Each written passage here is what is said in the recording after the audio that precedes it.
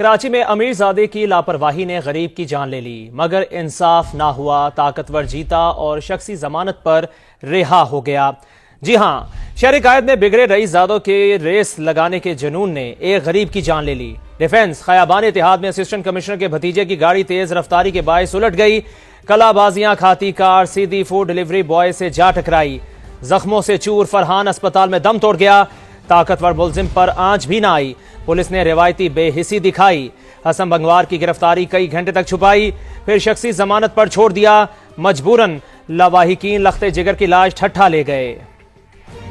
कराची में अमीरजादे की लापरवाही ने गरीब की जान ले ली, मगर इंसाफ ना हुआ। ताकतवर जीता और शख्सी जमानत पर रिहा हो गया।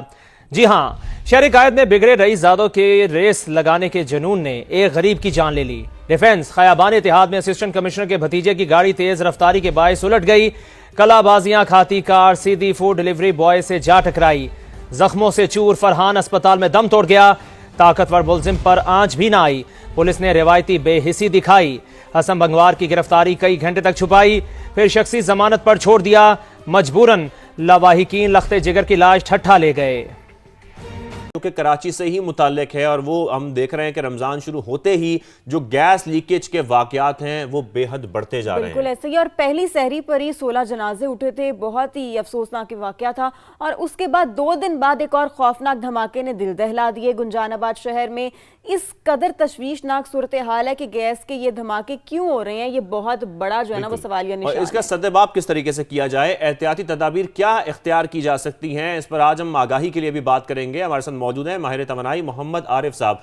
आरिफ साहब, बहुत शुक्रिया हमें ज्वाइन करने के लिए। आरिफ साहब, मुसलसल ये अफसोसनाक वाकयात कराची से रिपोर्ट हुए हैं। रमजान मुबारक शुरू होती है, हम देख रहे हैं कराची में जो गैस लीकेज के धमाके हैं वो बहुत बढ़ गए हैं। इसकी वजह जो गैस खींचने वाली मशीनें हैं वो हैं, नाकिस वायरिंग है या गैर मेयारी सिलेंडर है, क्या है इसकी वजह, और इनसे फिर बचा कैसे जा सकता है, जरा आप तफसीलन हमें हमारे नाज़रीन को बताइए। हमारे मतलब गैस सेक्टर में एक जस्ट इन ए वे एक मैस क्रिएट हुआ है। कोई श्योरिटी नहीं होती टू द कंज्यूमर्स कि जी गैस 24 आवर जब उनको चाहे मिल जाएगी। लोड शेडिंग की वजह से लोगों को एक अल्टरनेट भी करना पड़ता है कि एलपीजी के सिलेंडर भी लेके रखते हैं। गैस के सिलेंडर के अंदर 10 या 20 रुपए की एक सील आती है, लेकिन अगर वो सील डैमेज हो, वाल के और गैस के सिलेंडर के दरमियान में वो कनेक्ट होती है, वो सील अगर डैमेज हो तो गैस लीकेज होती है और उससे बड़ा खतरनाक एक्सीडेंट होते हैं। गैस के कंप्रेसर, उससे भी गैस के प्रेशर में क्लोज विसिनिटी के अंदर गैस के प्रेशर में डिफरेंशियल आते हैं और उसकी वजह से भी ये मसाइल हो सकते हैं। अच्छा, अब मसाइल मतलब एक तो है कि बड़े मास लेवल पे कंज्यूमर्स को अवेयरनेस क्रिएट करने की जरूरत है, और सिर्फ एक दफ़ा नहीं, ये एक रेगुलर कंपेन होनी चाहिए। मतलब हर 15 दिन के बाद एक रेगुलर कंपेन होनी चाहिए, और वो कंपेन गैस कंपनीज को भी करनी चाहिए और ओगरा को भी करनी चाहिए। ठीक है, बिल्कुल सही कह रहे हैं। अच्छा, ये भी कहिएगा कि एक आम शहरी अपने घर या गली में जो गैस लीकेज है उसकी तशखीस कैसे कर सकता है, और इन केस लीकेज मिल जाए अगर, तो फिर उस सूरत में पहला हिफाजती कदम क्या होना चाहिए आपकी नज़र में? तशखीस करने का तो वही है, आम शहरी तो वो तभी कर सकता है अगर गैस के अंदर ओडोर ऐड किया जाए और वो मुनासिब मिकदार में ऐड किया जाए जिसकी स्मेल आ जाए। अदरवाइज जो ज़मीन से गैस निकलती है उस गैस की कोई अपनी स्मेल होती नहीं है। जब उस गैस की स्मेल नहीं होती तो लोगों को पता नहीं चलता कि वो ऑक्सीजन इनहेल कर रहे हैं या ये मीथेन इनहेल कर रहे हैं। सो सबसे पहले तो ये है कि गैस कंपनी की जिम्मेदारी है कि उसको ये अच्छा, दूसरा फिर उसमें ओडोर ऐड करें। फिर ये है कि गैस का प्रेशर बाज़ का तो इतना ज़्यादा होता है, उसकी आवाज़ आ रही होती है, सीटी की आवाज़ बज रही होती है इसके मीटर के नज़दीक या पाइपलाइन के नज़दीक जहाँ से गैस लीकेज हो, उससे भी पता चल जाता है। उसके बाद ये आपको करना चाहिए कि उसके नज़दीक कोई भी आग का, फायर का कोई इंसिडेंट नज़दीक ना हो। अगर घर नज़दीक है उनको चाहिए कि चूल्हे ऑन ना करें, उनको चाहिए माचिस ऑन ना करें, कोई स्मोकिंग वाला बंदा नियर बाई ना जाए। फिर एक और जो कॉमन होता है घरों के अंदर कि आप बिजली के जो भी को बटन ऑन करते हैं, जो ही गैस अगर ऑलरेडी लीकेज है तो उस हल्की सी बिजली की स्पार्क से भी आग लग जाती है। सो यही हिफाजती तदाबीर है ये जिससे मतलब फौरी तौर पे आम पब्लिक को करनी चाहिए। बिल्कुल आप सही फरमा रहे हैं, एहतियात हमें खुद भी करनी है लेकिन निज़ाम को भी कुछ बेहतर करने की ज़रूरत है। आप क्या समझते हैं, हुकूमत या एसएसडीसी के पास कोई ऐसा निज़ाम है जैसे इमारतों के जो गैस कनेक्शंस हैं उनको वक्तन फ़वक्तन चेक किया जाए, उसका सेफ्टी ऑडिट किया जाए? देखें, एसएसडीसी का बड़ा मेन रोल है। कराची में एक सबसे बड़ा मसला ये है कि कराची के अंदर बहुत से बगैर मीटर के इलीगल गैस के कनेक्शन लगे हुए हैं, अभी भी लगे हुए हैं, और बहुत सी हाई राइज बिल्डिंग्स के अंदर लगे हुए हैं। अच्छा, तीसरा ये है कि उसको चेक करना बिल्कुल इन्हीं की जिम्मेदारी है, गैस कंपनीज की जिम्मेदारी है, वहाँ पे मीटर लगाने की जिम्मेदारी है। मीटर लगाएं, उनको चेक करें।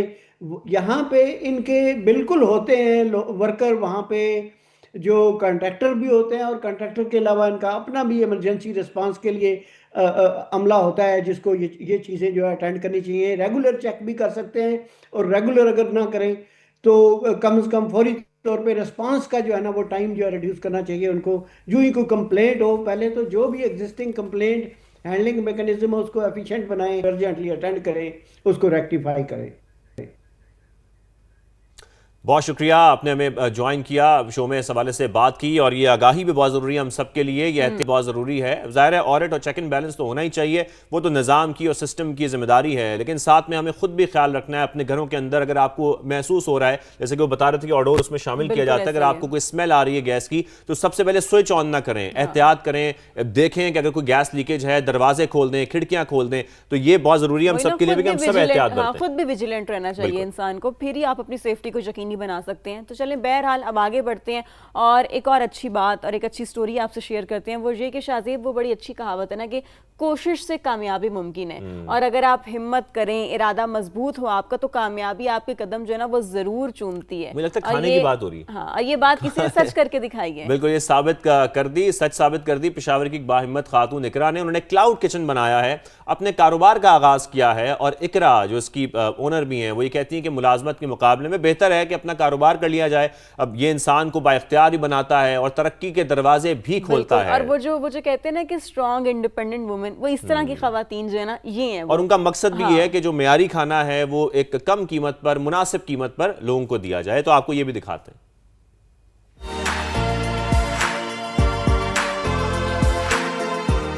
मेरा नाम इकरा है, मैं बेसिकली पेशावर से बिलोंग करती हूँ। तो ज़्यादा बाहर की कंट्रीज़ में ये चीज़ है कि लोग क्लाउड किचन्स बनाते हैं और वहाँ पे अपना बिजनेस करते हैं। एक जॉब के मुकाबले में बिजनेस अच्छा है, इसको मद्देनजर रखते हुए मैंने ये चीज़ प्रेफर की है कि ये मेरी अपनी प्रॉपर्टी है, ये मेरा अपना सब होगा। दैट्स वाई मैं इसमें अपना बिजनेस कर सकती हूँ।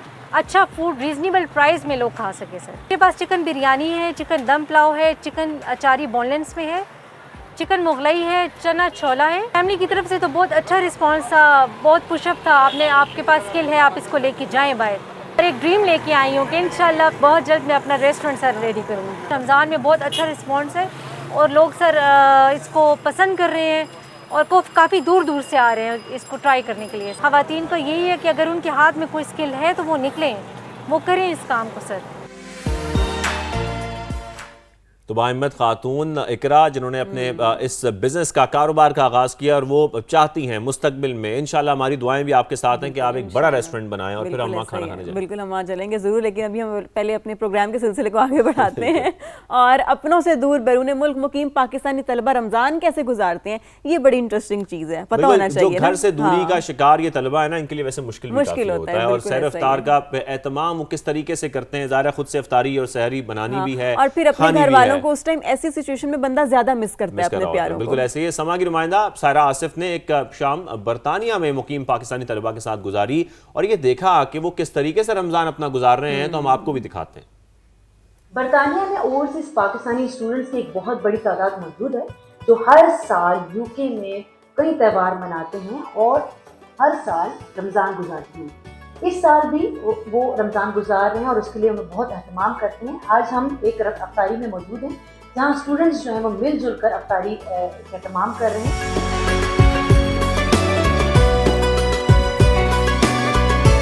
हमारी कोशिश होती है कि हम जितने भी पाकिस्तान से स्टूडेंट्स यहाँ पे पढ़ने के लिए आए हुए हैं, हम सारे इकट्ठे हों और अफ्तारी का एहतमाम करें मिलजुल के। और ज़्यादातर ऐसा होता है कि जैसे आज हमने इफ्तारी का एहतमाम किया तो सब दोस्त अपने अपने घरों से एक खाने के लिए कोई डिश लेकर आए हुए थे, और पकौड़े, समोसे इस तरह से, और फिर उसके अलावा हमने बिरयानी का एहतमाम किया। बिरयानी भी यहाँ पर थी। आई थिंक सो कि ये बहुत अच्छा था कि हम सारे लोग जो हैं जो पाकिस्तान से यहाँ पर आए हैं पढ़ने के लिए, हम इकट्ठे हुए, और इकट्ठे होने के बाद हमने एक दूसरे के साथ अपना सबसे पहले तो ताल्लुक़ मजबूत किया। उसके बाद हमने अपने जो घर हैं उनके दरवाजे एक दूसरों के लिए खोले। जब आपको अच्छे दोस्त मिलते हैं और अच्छी कंपनी मिलती है तो आपको अपने फैमिली की कमी नहीं महसूस होने देते। हमने वन डिश पार्टी रखी थी, सब लोग अपनी तरफ से जो लेकर आ सकते थे वो लेकर आए and we enjoy too much here and after that we also offered prayers और उसके बाद हमने बातें की बैठ के and like you feel home like अगर कोई पर्सन होम सिक है so that person will feel like home here. जब आप अपने मुल्क से दूर होते हैं तो आप स्पेशली जब रमज़ान होता है या ईद होती है तो आप अपने घर को बहुत मिस करते हैं, बहन भाइयों को।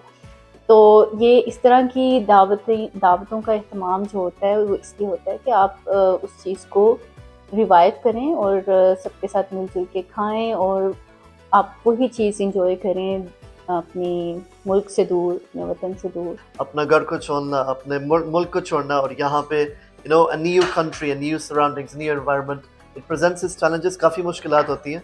तो अल्हम्दुलिल्लाह इस गैदरिंग में with no a bunch of overseas students इकट्ठे इफ्तारी करना इंतहा से ज़्यादा बरकतें, रहमतें, it was an amazing time. हमने मिल बैठ के इफ्तारी का अहतमाम किया और अभी हम लोग इफ्तारी के बाद चाय पी रहे हैं, जैसे आप देख सकते हैं। तो इसी तरह हमें घर की याद कम आती है कि हम सब मिल बैठ के यहाँ पे दावत करते हैं और हम कोशिश करेंगे कि आगे इन फ्यूचर हम लोग और इस तरह के इख्तिमाम करें। जी, आपने इन स्टूडेंट्स की गुफ्तगू सुनी। उनका कहना है कि वो कई अहम मौक़े और त्यौहार यूके में मिलजुल कर मनाते हैं, जिनमें से अफ्तार एक है, ताकि पाकिस्तान की याद दुबाला कर सके।